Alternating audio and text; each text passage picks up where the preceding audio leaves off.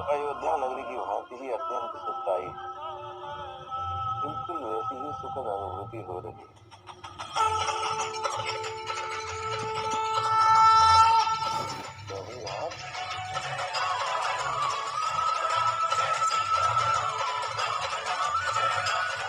जय श्री राम।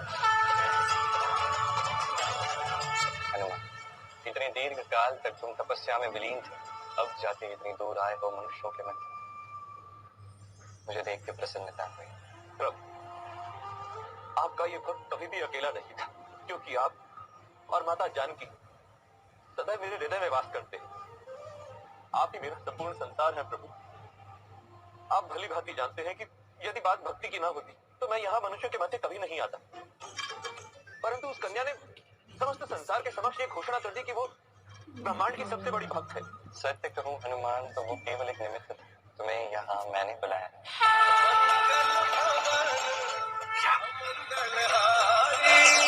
मुझे स्वयं प्रभु ने बुलाया है। धन्य हो गया प्रभु, प्रभु की मुझ पर असीम कृपा है। विशेष कार्य के लिए बुलाया। ये विशेष कार्य जब संपन्न होगा तो मैं स्वयं तुम्हें अपने दर्शन दूंगा। इस समय मैं इसी द्वारका नगरी में उपस्थित हूँ। क्या प्रभु, आपने यहाँ द्वारका में अवतार लिया है? हाँ हनुमान, मैं इसी द्वारका में तुम्हारे आसपास ही हूँ, और अब तुम यहाँ आए तो तुम्हें एक महाकार्य का उत्तरदायित्व सौंपना चाहता हूँ। हाँ प्रभु, आप आदेश दीजिए, बताइए मुझे क्या करना होगा। उचित समय आने पर मैं स्वयं वो कार्य तुम्हें बताऊंगा। अभी के लिए अपनी निद्रा पूर्ण कर। जो आज्ञा प्रभु।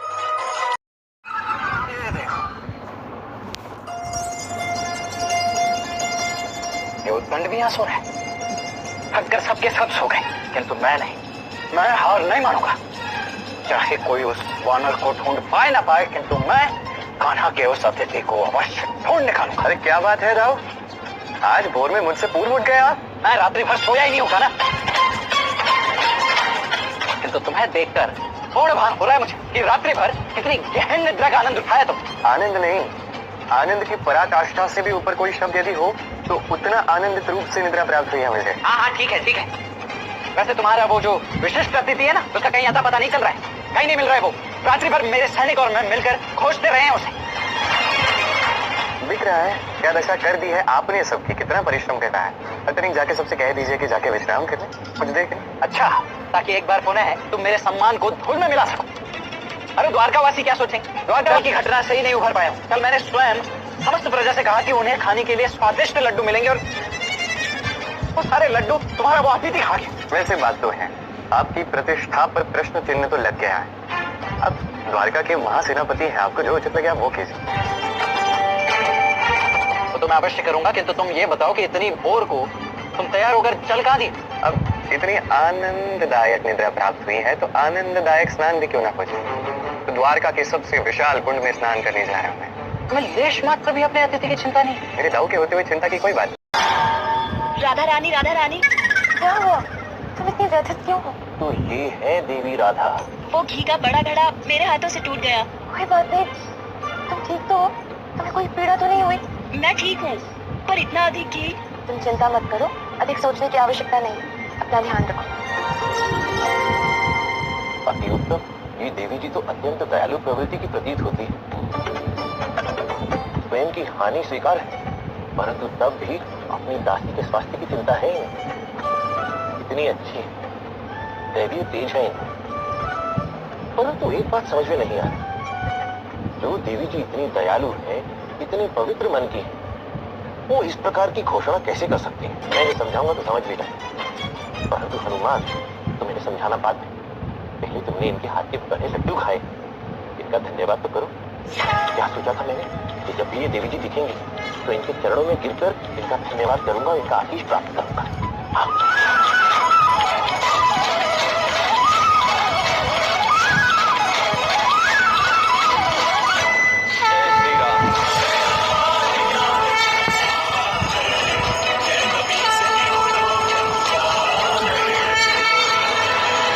राधा कौन है?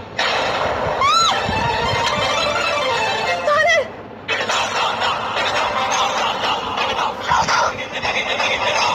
अरे आप तो भयभीत हो गए। मेरा अभिप्राय आपको भयभीत करने का नहीं था। आप तो इतनी दयालु हैं, इतने पवित्र मन की हैं, और आपका ये दिव्य तेज सकारात्मकता से परिपूर्ण है। कौन हो तुम? मैं वही हूँ जिसने आपके बनाए ये सभी स्वादिष्ट लड्डू चट कर लिए। सत्य कहूँ तो एक युग के पश्चात इतने स्वादिष्ट लड्डू खाने का सौभाग्य प्राप्त हुआ है। एक युग? क्या कहे जा रहे हो? कहीं तुम कृष्ण की अतिथि तो नहीं हो? कृष्ण का अतिथि? नहीं, मैं तो यहाँ किसी का भी अतिथि नहीं। मुझे किसी ने आमंत्रित नहीं किया है, मैं तो स्वयं ही यहाँ आया। कृष्ण के अतिथि भी नहीं हो? कौन हो? मैं जो भी हूँ देवी रात, सर्वप्रथम आपका ऋणी। कहा ना, आपके ये स्वादिष्ट लड्डू मैंने ही खाए, और इन्हें खाने के पश्चात मुझे मेरी माता का स्मरण तो आया। इसलिए मैं आपके चरण स्पर्श करके आपका आशीष लेना चाहता हूँ।